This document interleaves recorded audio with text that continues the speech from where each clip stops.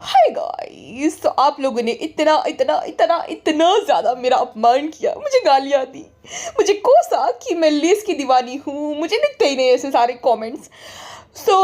मेरा दिल नहीं भरा कि आपने जो है जनाब के चैनल पे मुझे गालियाँ दी, आपने भालू के चैनल पर गालियाँ दी।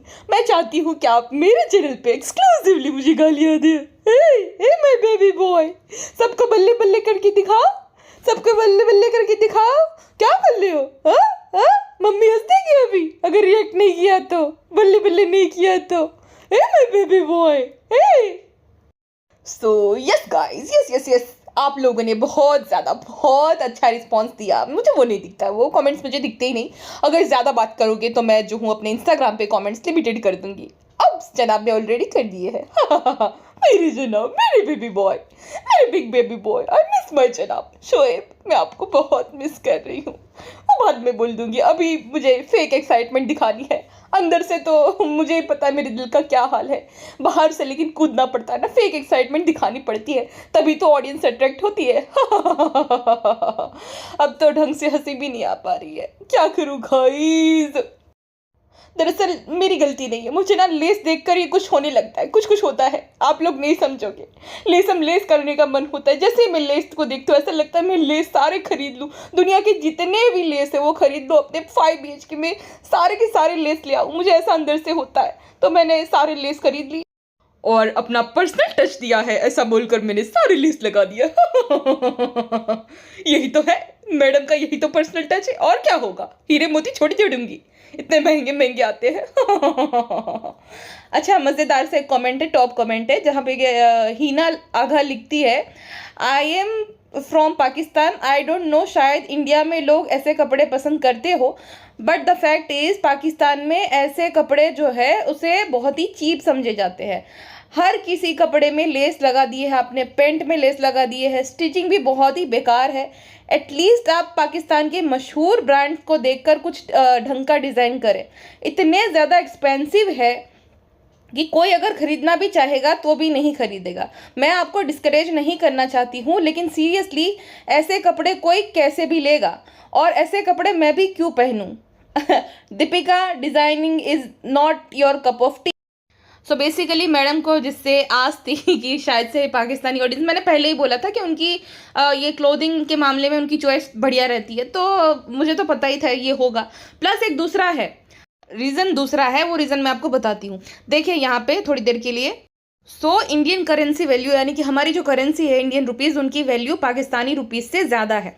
हमारे 5,000 मतलब उनके हुए टोटल 16,500, 16,500, और वो शायद से दुबई के थ्रू ट्रेड होता है ना अभी ट्रेडिंग, तो वहाँ पे मतलब शिपिंग A to Z लगाओ तो 2-2,500 वो एक्स्ट्रा जाएंगे, 17-18-19,000 टोटल गया है लेस वाले आउटफिट के लिए। और अगर वो 35,000 वाला कोई खरीदे तो कम से कम इनको 1-1.5 लाख का पड़ेगा वो। तो इस वजह से इन लोगों को बहुत ज़्यादा महंगा लग रहा है। और अगर आप देखो दूसरी साइड में पाकिस्तान के जो टॉप डिज़ाइनर है, अगर हम उनसे कपड़े खरीदे तो उनके जो महंगे महंगे 6-7 हज़ार के कपड़े होते हैं वो हमें सिर्फ 1500-1600 रुपये में मिल जाएंगे, और उन लोगों को भी सस्ते में ही मतलब 4-5 हज़ार में मिल जाते हैं, और भी बढ़िया से। मैंने अभी सर्च किया कि कौन है भाई, तो बहुत ही बढ़िया डिज़ाइनर्स है, उनके कपड़े भी उनको सस्ते में मिल जाएंगे। तो मैडम के लेस वाले आउटफिट क्यों लेंगे वो लोग। और दूसरी बात कि इंडिया में भी ये लेस वाले या जो ट्रेंड है आज से 20-30 साल पहले था, अब नहीं है। लेकिन मैडम जैसे कि हम बोलते हैं 18वीं सेंचुरी में वो जीती है, 19वीं में तो पक्का जीती है, तो इस वजह से वो अभी पीछे है। अभी हम लोगों से सबसे जो है ना अभी है 20-25 साल मैडम पीछे है फैशन के मामले में। वैसे अगर देखा जाए लाइफस्टाइल के मामले में तो मैडम 100 साल पीछे है। मैडम को तो मज़ा आता है, जैसे कि पता ही है मैडम की सोच कैसी है। तो मैडम अभी भी जो है 19वीं 20वीं सदी में पड़ी है, इस वजह से लेस वाले आउटफिट उसको बहुत ही ज़्यादा यूनिक लगते हैं। उसको लेस उसका पर्सनल टच है भाई। कोई इतना डिलुलू कैसे हो सकता है, कोई इतना डिनाइल मोड में कैसे हो सकता है कि चलो, अगर मैं तो रिएक्शनिस्ट हूँ, मैं क्रिटिक हूँ एक तरह की, देखा जाए तो मैं, मेरा काम है चलो क्रिटिसाइज करना, मेरा ओपिनियन होता और मैं अकेली बोलती समझ भी आता। जितने भी लोग हैं, मतलब अगर इसके जो है 5-6 लाख व्यूज आ रहे हैं और जितने भी कमेंट्स हैं ना उसमें से गिने चुने कमेंट्स हैं जो कि अप्रिशिएट कर रहे होंगे, क्या सब वो लोग इससे जेलस है? क्या उनको फैशन सेंस नहीं है? क्या क्या वो लोग नाखुश है कि मैडम ने अपना ब्रांड लॉन्च किया? बिल्कुल भी नहीं। जो सच है वो है भाई। है ना। जो इनकी डाई हार्ट फैंस है वो भी बोल रहे हैं कि आपने ये क्या बनाया है, कोई क्यों खरीदे ऐसा, इससे बढ़िया मीशो पे मिल जाए। और अभी भी हर जगह पे सेल चल रहा है, मीशो पे, मिंत्रा पे, अमेजोन पे, फ्लिपकार्ट पे, जहाँ पे हाफ प्राइस में आपको मिल जाएगा। तो कोई ऐसे कपड़े क्यों खरीदे। लेकिन इसको लगता है, इसको और इसके पति को, कि पता नहीं ये मनीष मल्होत्रा की फीमेल वर्जन है इसलिए सब लोग इससे जलते हैं। अरे भाई कोई क्यों जलेगा, हाँ, और वो भी ऐसे सड़े हुए कपड़ों की वजह से, कुछ भी। अब बताओ, मक्खी मैडम पाकिस्तानियों से बेइज्जती करवा रही है, आ गया मजा मक्खी मैडम। क्यों क्यों आखिर मेरे साथ ही ऐसा क्यों होता है। मैंने तो ये सोचा था लेस लगा के आऊंगी कपड़ों पे, लोग बहुत तारीफ करेंगे कि वाह क्या डिज़ाइन है, इससे बढ़िया तो कुछ हो ही नहीं सकता। मैंने तो थान के जो लेस के थान खरीदे थे, लेकिन लोगों ने तो, और तुम लोगों से ऐसी उम्मीद नहीं थी। तुम लोग तो मेरे शोज़ भी देखते हो ना, रिपीट मोड में जो आते हैं वो। क्यों क्यों आखिर मेरे साथ ऐसा क्यों। कोई भी बिजनेस है, कोई भी छोटा बड़ा काम है, तो उसमें बेसिक चीज़ होती है मार्केट रिसर्च, जो कि इन्होंने बिल्कुल नहीं की। क्योंकि भाई इजी मनी है ना। शुरू शुरू में पैशन था कि मेरा पैशन है, मैं बहुत मेहनत करी हूँ वगैरह वगैरह। फिर जब सबको पसंद नहीं आया तो हॉबी बना दी इन लोगों ने, क्योंकि पैसा भी नुकसान हो भी जाए तो इनको खास फर्क पड़ेगा नहीं। अब इन्होंने मार्केट रिसर्च करी ही नहीं। इनको लगा कि भाई ज़्यादा ऑर्डर, अगर इंटरनेशनल ऑर्डर आएंगे तो हम वो जो है भाई शिपिंग वगैरह कर देंगे, और वहाँ से मेरा जितना भी ये जो लेसम लेस वाला माल है वो ज़्यादा से ज़्यादा पड़ोसी अड़ोसी ले लेंगे। लेकिन उसको ये नहीं पता है कि हमारी करेंसी वैल्यू और उनकी करेंसी वैल्यू, 5,000 का सूट उनको 16,000 में पड़ेगा। शिपिंग ये वो टैक्स वगैरह वगैरह कर करके 17-18 में जाएगा 5,000 वाला सूट। तो कोई क्यों लेगा। वही हो गया है सेम मैडम के साथ। भालू भालू भालू, ये मामले में भाई गुटका ने MBA किया है, ये सिद्ध होता है। हर एक उसकी इन्वेस्टमेंट आप बारीकी से देखो, चाहे घर हो चाहे वो जो होटल है। भालू की फैन फॉलोइंग कैसी है ना, मतलब सोचो कि अगर उसको 6 लाख लोग नहीं पसंद करते तो 2-3 लाख लोग पसंद करते हैं, और वो भी एकदम कट्टर वाले। तो वो दूर दूर से आते हैं सिर्फ भालू के रेस्टोरेंट में खाना खाने, और लोकल्स तो आते ही है। प्लस खाने का टेस्ट आप इम्प्रूव कर सकते हो। अगर अभी शुरू शुरू में तो सबसे ज़्यादा उसको ये बेनिफिट हो रहा है कि लोग जो है व्लॉग बनाने के लिए आते हैं, व्लॉग बनाने आते हैं, उसका तो फ़ायदा ही है, 2-3 हज़ार भी लाएगा तो, है ना। अब तुम्हें पसंद आए ना आए, तुम दूर से आए, वैसे भी तुम दोबारा आओगे नहीं। और जो लोकल्स है उसको तो अगर भालू आगे चल के टेस्ट इम्प्रूव कर देंगी तो वापस से वो आ जाएंगे रिटर्न। दूसरा, उसने जो घर लिया है वो भी रेंट पर चढ़ाएगी तो 35-40 हज़ार वो आए। गांव में भी अच्छी खासी उसकी इन्वेस्टमेंट है। तो भाई गुटखा किंग की और भालू को दाद देनी पड़ेगी इस मामले में। इसने कुछ भी रिसर्च नहीं करी, कुछ भी नहीं करा, और सीधा कुदाई कपड़ों के बिजनेस में। अरे भाई तू अपना बिग बॉस तक तुम ये बोलती आ रही हो कि तुम्हें खाना बनाने का शौक है, तुम आगे चल के ढाबा ओपन करोगी। तुम्हारी कोई सिग्नेचर डिश रख देती थी, ये तेलम तेल वाला मटन या कुछ भी, और ढाबा ही ओपन करती। कम से कम उसमें स्कोप तो है ग्रो होने का। इसमें जैसे सुटारास एलिगेंस में हुआ था सेम होगा। और क्या बोल रही थी, मेरे लिए नया है, झूठी। 2018 में तुमने सुटारास एलिगेंस शुरू किया था जो कि फ्लॉप हो गया तुम्हारे आउटफिट्स की वजह से। कोई इतना अंधा कैसे हो सकता है कि भाई जब तुम्हें कुछ आता ही नहीं। और तुम्हें सबसे बड़ा सबक तो तब मिलना चाहिए था जब तुम्हारी ऐसी तैसी कर दी थी। तुम्हारी ननद की शादी में जो तुमने लेसम लेस वाले कपड़े डिज़ाइन कर दिए थे, जो मौदाहा की खालाओं को, सास को, जो ब्राइड थी, ब्राइड को भी तुमने नहीं बख्शा था, भालू को, उसके कपड़े भी लेसम लेस वाले कर दिए थे। अब देखो, भालू तो मुझे फूटी आँख नहीं भाती, सिंपथी भी नहीं है मेरे अंदर। लेकिन अगर जब मेरी शादी है, मेरा स्पेशल डे है, तो वो दिन को कोई इस तरीके से ख़राब कर, चाहे मेहंदी वाली, चाहे मेकअप वाली, चाहे मेरी जिसने मेरे कपड़े डिज़ाइन किए हैं, वो बिल्कुल भी नहीं अच्छा लगेगा किसी भी लड़की, क्योंकि वो स्पेशल डे होता है। पूरी ज़िंदगी आप याद रखोगे, फ़ोटोज़ हो गया। अब वो फ़ोटो देख कर रोती होगी, भाभी ने देखो ना गुड को क्या लेसम लेस वाला हमारा कपड़ा पहना दिया था, बैगन बना दिया था भाभी ने, देख रहे हो प्यारू। इसीलिए कल गुड को हंस रहा था जब ये तारीफ कर रही थी ना, तुम्हारी भाभी कितनी बड़ी डिज़ाइनर है, ये मैंने शादी में देख लिया। वो भी मन हो मन ये बात बोल रहा होगा। तो मेरा कहना का मतलब ये है कि भाई तुम्हें इतनी गालियाँ पड़ चुकी है, गालियाँ भी छोड़ो, तुम्हें शर्म आनी चाहिए खुद कि तुमने ऑलरेडी इसके सारे फंक्शंस खराब कर दिए अपने जो है बकवास आउटफिट्स को डिज़ाइन कर करके, लेस लगा लगा करके। तो तुम किस मुंह से आ गई ये कपड़ों के बिजनेस में।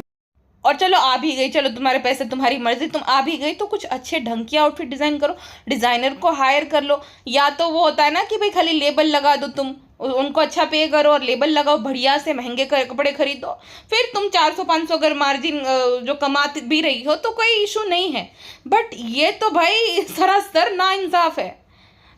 और कितना तुम डिनाइल मोड में। इसके दोस्त भी ऐसे ही है भाई, इसके दोस्त, इसके घर वाले, जनाब को इसको बिठाकर समझाना चाहिए कि भाई ठीक है तुम्हारी मेहनत है जो भी है, लेकिन ये कपड़े बिल्कुल अच्छे नहीं है।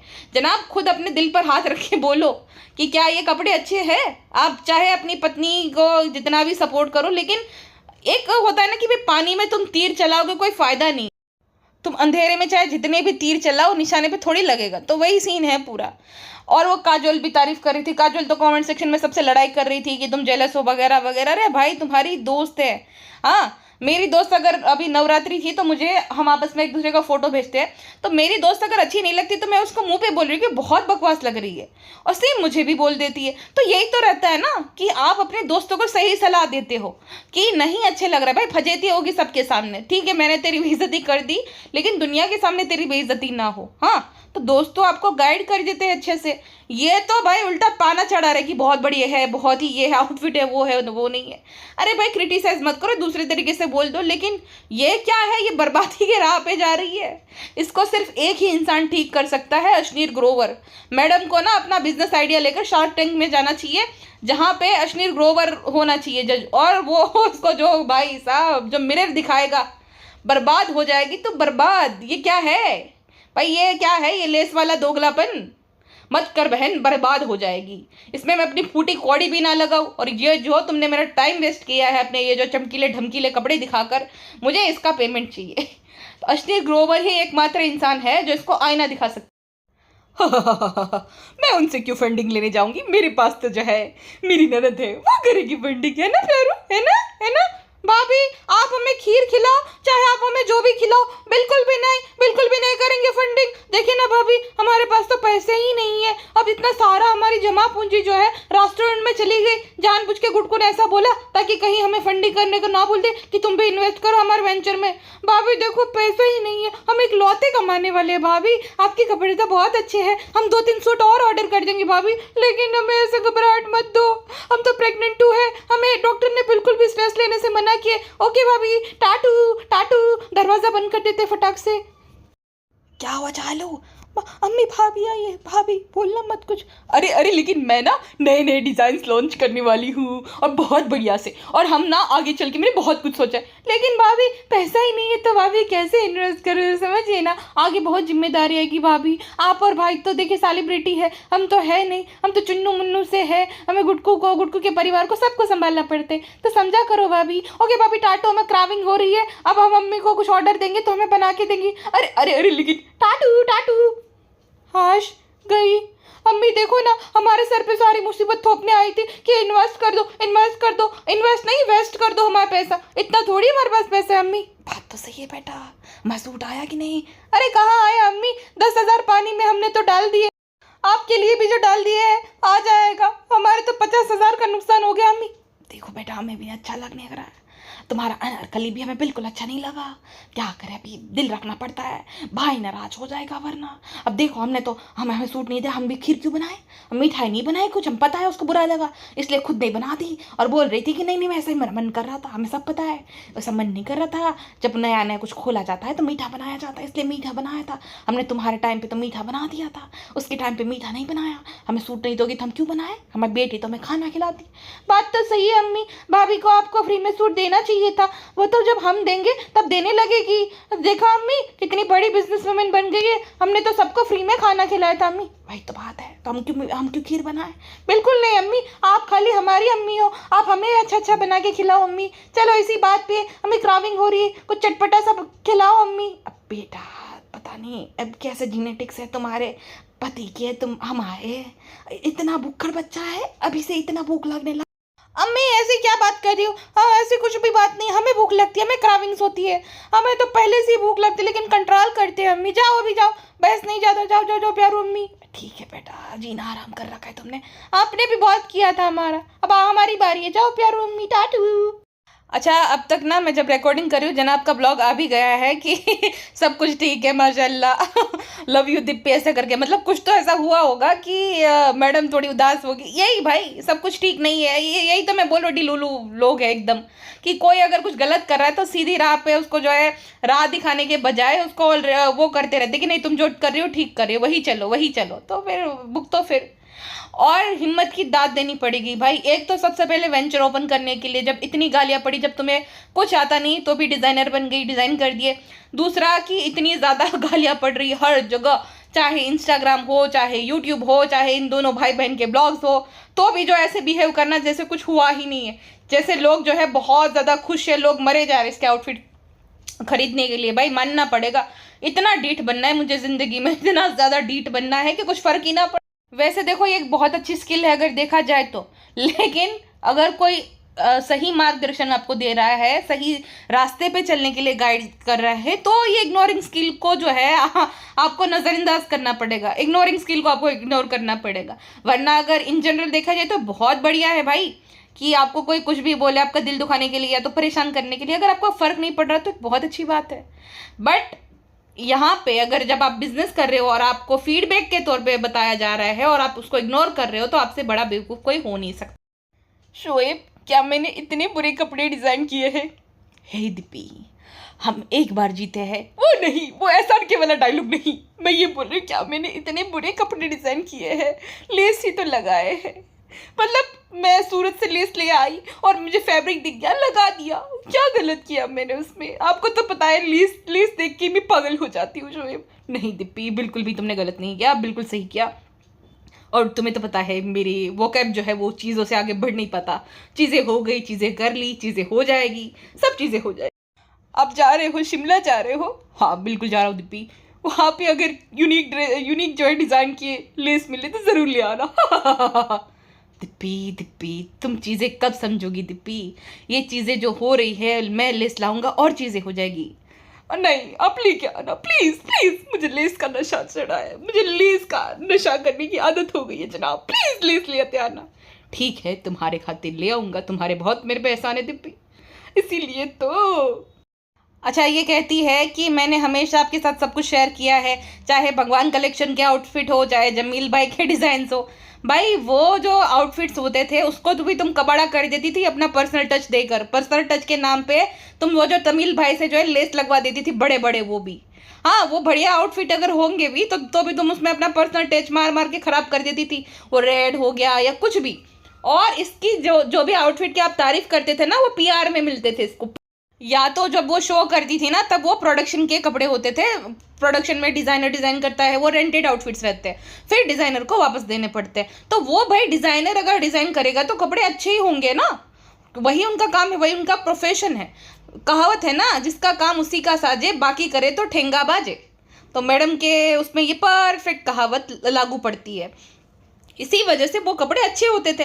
अब इसको ऐसा लग गया कि इसकी जो स्टाइल सबको पसंद आ रही, इसकी स्टाइल वही थी जो भालू की शादी में थी, प्लस इसके ना बहुत सारे ऐसे फोटोग्राफ्स देख लो जहाँ पे लेसम लेस वाले घाघरा और पता नहीं क्या क्या पहन रखा है, ये इसका पर्सनल टच है। भाई इतनी टैकी है ये औरत, पहले से ही, आजकल से नहीं, पहले से ये टैकी ही है और उसके आउटफिट टैकी ही रहते थे। जो थोड़े क्लासी आउटफिट्स है जैसे कि भालू के रिसेप्शन में या तो मैडम ने एक सूट पहना था पिंक कलर का, बहुत बढ़िया था, वो सारे आउटफिट्स डिजाइनर्स ने डिजाइन किए हैं भाई, मैडम ने नहीं। मैडम की कलाकारी नहीं है, मैडम की कलाकारी लेस तक ही सीमित है। और कहते हैं ये सारे आउटफिट्स आप देखो मेरे नज़रिए से। अरे भाई तुम अपना नज़रिया ओपन करो ज़रा, तुम अपनी नज़रें ऐसा थोड़ी झुकाओ जो कमेंट सेक्शन की तरफ, कि लोग तुम्हें क्या समझाने की कोशिश कर रहे हो। समझो बेन, समझो तो बहुत अच्छा रहेगा। इसी वजह से लोगों ने ना इसका ब्लॉग देखना भी बंद कर दिया। सोचो लास्ट जो ब्लॉग है 1 मिलियन तक भी नहीं पहुंच पा रहा, जनाब का तो फिर भी पहुंच जाता है धीरे धीरे, कैसे भी जबरदस्ती, जोर जबरदस्ती, भालू का भी पहुंच जाता है। इसके ब्लॉग को 1 मिलियन तक पहुंचने में जो है इतना ज़्यादा स्ट्रगल करना पड़ रहा है, क्योंकि लोग कंटाल गए इससे, इसकी लेसम लेस वाली खुद की तारीफ से। मतलब कोई खुद की तारीफ इतनी कैसे कर सकता है, जबकि लोग गालियां दे रहे हैं कॉमेंट सेक्शन में। इतना ज़्यादा कोई सेल्फ ऑब्सेस्ड और डिनाइल मोड में कैसे हो सकता है? मक्खी मैडम ही हो सकती है भाई। और हमेशा वो जो बच्चे को जो है लॉन्ड्री बास्केट में उसकी नानी घसीटते रहते हैं, अरे मैडम साइकिल लेकर दे दो, ये वाली साइकिल, हाँ 800-900 रुपए की आती है, इस ये देखो इस पर बिठाकर बच्चे को घुमाया करो मैडम। हाँ, वैसे बच्चे को नीचे भी नहीं बैठने देती है, या तो लॉन्ड्री बास्केट में नानी घसीटेगी या तो कार में बच्चा बैठा रहेगा। फ्लोर टाइम तो ना के बराबर ही है। या तो मैडम उसको जो है ऊपर बेड पे बैठा बैठा कर खाना खिलाएगी। मैडम बच्चे पे भी ध्यान दो, अब डिजाइनर तो बन गई हो, बच्चे पे भी थोड़ा ध्यान दिया करो। बच्चा बेचारा हर दूसरे दिन गलता ही जा रहे, बच्चा एकदम दुबला पतला हो गया, उसके पैर और हाथ तो एकदम दुबले हो गए, क्योंकि मक्खी मैडम भाई डिजाइनर अब उसी अपने बिजनेस में बिजी है। और लॉन्ड्री में इतने गंदे संदे कपड़े होते हैं, पड़े रहते हैं, वो बच्चा हाथ डालता है, पता नहीं बेचारा छूता रहता है। मैडम उसमें से कपड़े निकालने की भी जो है वो नहीं करती है कि भाई थोड़ा बहुत कपड़ा निकाल दूँ, ताकि वो जो गंदे कपड़े हैं डर्टी स्मेल वाले पसीने वाले वो बच्चा ना छुए। और उसको हंसते हंसते बताती है नानी को बोलो घुमाए। बेचारी बुजुर्ग नानी घुमाती रहती पूरे घर में। नाती के लिए इतना तो करना ही पड़ेगा ना, मेरा नाती है, मेरे जीने का सहारा है, मेरी खुशी का ठिकाना है। दूसरे लोगों की तरह थोड़ी ना मैं हूँ कि जो है 35 साल की बच्ची के खाना निकल कर दूँ, पैम्पर करती रहूँ। मेरी बेटी को थोड़ा सा भी पैम्पर नहीं किया था और खुद के पे आई तो कैसे करती है। तो मेरा नाती है, मैं तो करूँगी। मुझे मत बोला करो कोई, मेरी बेटी बहुत अच्छी है, मेरा दामाद बहुत अच्छा है। बस मेरी बेटी के ससुराल वाले थोड़े से समझ जाओ, आगे मैं नहीं बोल सकती हूँ ना। मेरी बेटी जो है फिर मुझे दिखाएगी नहीं, फिर मुझे बोलेगी कि मम्मी आप बताया करो, लोगों को जो है ऐसा लगेगा। वैसे भी मेरी बेटी ने मेरे लिए सूट नहीं लिया, अपनी सास ननद के लिए ले लिया, पैसे देकर लेना पड़ा। क्या बोली तुम? हम हमारे बेटी को चुन्नी मुन्नी की तरह ट्रीट करते हैं, तुमने हमारे बेटे को छीन लिया हमसे। कैसे छीना हमने तुम्हारे बेटे को? इतना झूठ बोलते हैं मोहन के मेरा, सच बोल देंगे कभी? अब सच तो हम बोल देंगे। जब से तुम आए हो ना, हमारे सानू नीचे नहीं आता है, हमारे सानू एकदम बदल गया है, हमें दिल दुखता है देख देख कर। मम्मी मम्मी बोलता है, हम उसके अम्मी है, सिर्फ हमें अम्मी बोल सकता है वो। हमारा बेटा है, हमारा बेटा एकदम बदल गया है। पहले हमारा बेटा ऐसा नहीं था, जब से तुम आई हो हमारे बेटे की जो है पूरा खोपड़ी घुमा दी तुमने। दीपिका देखो तुम्हारी सास अम्मी कैमरा ऑन है। अरे अल्लाह, क्या कर रहे हो? रोहान खेल आ रही थी। रोहान क्या कर रहा है? लॉन्ड्री में। हाँ ए रोहान, सलाम करो सलाम। आते दादी आती अभी, नीचे काम है थोड़ा, दादी आती है, चलो अल्लाह हाफिज। हाँ आते अभी। देखा मम्मी, यही करना पड़ता है, तब जाके ये लोग सीधे चलते हैं। जब कैमरा ऑन होता है ना तभी ये लोग सीधे चलते हैं, वरना तो बहुत मतलब ही है। लेकिन दीपिका सो तो है, लेकिन क्या करें, जनाब की वजह से झेलना पड़ता है। जाओ रूहान को घुमाओ आप। मैं जरा खीर देकर आती हूँ, उसी बहाने और भी पेड प्रमोशन करना है ना। जितना मुझे यूज किया है उसका तो मैं 5% तो करूंगी ही ना। बिल्कुल करना चाहिए। तो मैं खीर देकर आती हूँ, वैसे बनाई तो नहीं लेकिन मैं देकर आती हूँ, उसी बहाने ब्लॉग में भी दिखा लूंगी। और 2-3 बार मुझे पेड प्रमोशन करवाना है उससे। जितना मुझे यूज किया है उसका तो मैं कुछ भी नहीं कर रही हूँ। और मक्खी मैडम कभी बच्चे को बिल्ली बना देगी, कभी बच्चे को हेयर बैंड पहनाएगी, यानी कि जनाब को इशारों में कुछ बता रही है। रूहान की बहन। लेकिन जनाब जो है वो बिजी रहते हैं, जनाब जो है बोलते हैं चीज़ें नहीं हो पाएगी, अभी चीज़ों का स्टॉक कम है, ऐसा जनाब करते रहते हैं। कम से कम 4-5 साल तो लगेंगे ही, जैसे लग गए बेबी रू के लिए। टाइम लगता है गाइस, चीज़ों का असर धीरे धीरे होता है। और भाई साहब वो जो आउटफिट था रेड कलर का, दामन में लेस, गले में लेस, स्लीव में लेस, लेस ही लेस। कोई इतना कैसे लेस के पीछे पागल हो सकता है भाई? लेस के अलावा भी बात करो। और सबसे फनी बात क्या है पता है? पूरे व्लॉग में इसने एक बार भी लेस नहीं बोला, लेस को बॉर्डर का नाम दे दिया। चालू कहीं की लेस को ना बॉर्डर वर्ड से रिप्लेस कर दिया ताकि लोग और बहस ना करें। लेकिन समझ आता है ना सबको ही, सफ़ेद लेस का स्टॉक भरवा लिया, उससे अच्छा कोई अच्छी बॉर्डर ले लेती, या तो लगाओ ही मत भाई, क्यों लेस ही लगाने हैं? लेस के बिना भी तो आउटफिट डिज़ाइन किए जा सकते हैं ना। लेकिन इसकी बुद्धि लेस पे शुरू, लेस पे ख़त्म।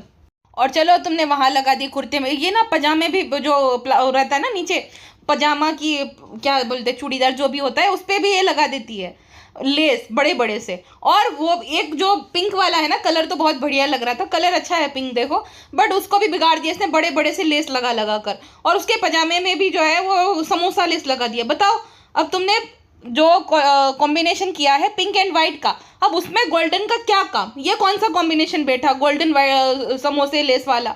अजीब ही पगलेट है ये भाई। और सीक्वेंस को शिमर कर रही है कि शिमर वाला आउटफिट है, इसमें शिमर है। अरे सिमर, उसमें शिमर नहीं है, सीक्वेंस है। क्या डिजाइनर बनेगी री तू? और बिजनेस लेडी ने जो है एक नया तरीका निकाला है कि अब जो भी ऑर्डर करेगा उसके नाम के साथ वो बताएगी, ताकि और भी ऑर्डर्स आए उसी लालच में कि मैडम उसका नाम लेगी। वाह, अच्छा तरीका है मार्केटिंग का। वैसे मार्केटिंग कोई बुरी बात नहीं है अगर कोई कर रहा है अपने बिजनेस को प्रमोट करने के लिए, लेकिन अफसोस ये भी काम नहीं आएगा क्योंकि प्रोडक्ट में दम होना चाहिए। आईफोन्स क्यों बिकते हैं? हाँ, वैसे नाम बनाना पड़ता है भाई, वैसे फीचर्स भी तो है। सेफ्टी, आईफोन्स को लोग सेफ्टी के लिए खरीदते हैं कि भाई नहीं, हाँ उसमें आप कुछ भी डाउनलोड नहीं कर सकते होते है ना, तो वही बात होती है, कुछ तो ऐसा होना चाहिए यूनिक। तो अब अगर आप टॉप डिज़ाइनर्स को भी ले लोगे ना, तो उनके हर एक आउटफिट मतलब एकदम बढ़िया नहीं होते हैं। शुरू शुरू में ना वो खूब मेहनत करते, अपना नाम बनाते, उसके बाद ना लोगों को सिर्फ नाम के लिए वो खरीदते हैं लोग कि भाई हाँ इसका लहंगा पहनना है, सब्यसाची का लहंगा पहनना है, मनीष मल्होत्रा का लहंगा पहनना है। तो हर एक उनके लहंगे एकदम ऐसा नहीं होता कि वाव रहते हैं, नाम के लिए फिर खरीदते हैं। लेकिन वो विश्वास जीतना पड़ता है भाई, बहुत मेहनत लगती, सालों बीत जाते उसमें विश्वास जीतने में। मक्खी मैडम का तो यही है, एक बार जो है 5,000 दूध लो, दुतारीगिरी कर लो, उसके बाद निकल जाओ। ऐसा थोड़ी चलता है। इसके बाद किसी को भी तुम पे कैसे विश्वास आएगा? कुछ भी तुम बिजनेस शुरू करोगे कि भाई इसका तो यही पैटर्न रहता है, तो विश्वास बहुत बड़ी चीज़ होती है। और मैडम के साथ कोई ऐसी हार्श फीलिंग नहीं है कि चलो किसी ने अपना नया काम शुरू किया है, वह वो बात नहीं है। लेकिन कुछ दम होता तो इंसान तारीफ करता ना। अब देखो भालू का एक वक्त तक हमने बोला, अब हमें पता ही नहीं तो हम थोड़ी रोज रोज उसको बोलेंगे ढाबा का खाना ये नहीं वो नहीं। ठीक है भाई, इतना कोई ऐसा नहीं है कि कोई बैर है किसी से, लेकिन जो सत्य है सो है, और सत्य कड़वा होता है हमेशा। मक्खी मैडम को जो है सीखना पड़ेगा, समझना पड़ेगा कि वो हर एक काम में परफेक्ट नहीं है, और हर कोई नहीं होता परफेक्ट हर एक काम में। हमारा काम होता है सुधरना, उसमें सुधार करना। अगर कोई तुम्हें कंटिन्यूसली उस चीज़ के लिए टोक रहा है तो ऐसा नहीं है कि वो तुमसे जेलस है या तो कुछ तुम्हारे नए काम से उनको ईर्ष्या है, नहीं नहीं, वो चीज़ सही है। और तुम्हें समझाने वाले सारे तुम्हारे अपने हैं, बाहर के लोग ही हैं। मूवी जो डायरेक्टर बनाएगा तो उसको तो अच्छी लगेगी, प्रोड्यूसर को भी सही लगी, चलो उसने भी इन्वेस्ट कर लिया। ऑडियंस ही होते ना मेन, कि वो देखने आएगी, टिकट खरीदेगी। अगर वो नहीं आई तो वो दोनों कंगाल हो गए, है ना, प्रोड्यूसर कंगाल हो जाएगा। तो सेम वही बात भाई समझनी पड़ेगी। धर्मा का क्या हाल हुआ? करण जौहर बोल रहा था मेरे पैसे मेरी मर्जी, आधा बिक गया। ये घमंड नहीं होना चाहिए कभी भी जिंदगी में कि आई एम परफेक्ट, मुझे सब पता है, मुझे मत समझाओ। फिर आपको जो है ना लाठी पड़ती है, जो कि मैडम पड़ेगी। इससे अच्छा अभी भी संभल जाओ। वैसे आपको तो कोई फर्क नहीं पड़ेगा, डूब भी जाता है तो आपके पास तो खूब सारे पैसे भरे पड़े हैं। एंड जैसे कि आपने बोला कि ये तो आपकी हॉबी है, तो आपको कुछ खास फर्क पड़ेगा नहीं। लेकिन जो भी इंस्पायर्ड हो भाई, हॉबी नहीं होनी चाहिए, पैशन होना चाहिए। आप उस काम में निपुण होने चाहिए, तभी ही आपको उस बारे में सोचना चाहिए। और एकदम स्मॉल स्केल पे सोचना चाहिए कि ऐसे ऐसा। इसमें तो भाई पूरा थप्पे के थप्पे भरे पड़े हैं उसके बाद पे। अब देखो क्या होता है। चलिए फिलहाल की बस इतना ही, मिलते हैं नेक्स्ट पॉडकास्ट में। अपना ध्यान रखिएगा, बाय बाय।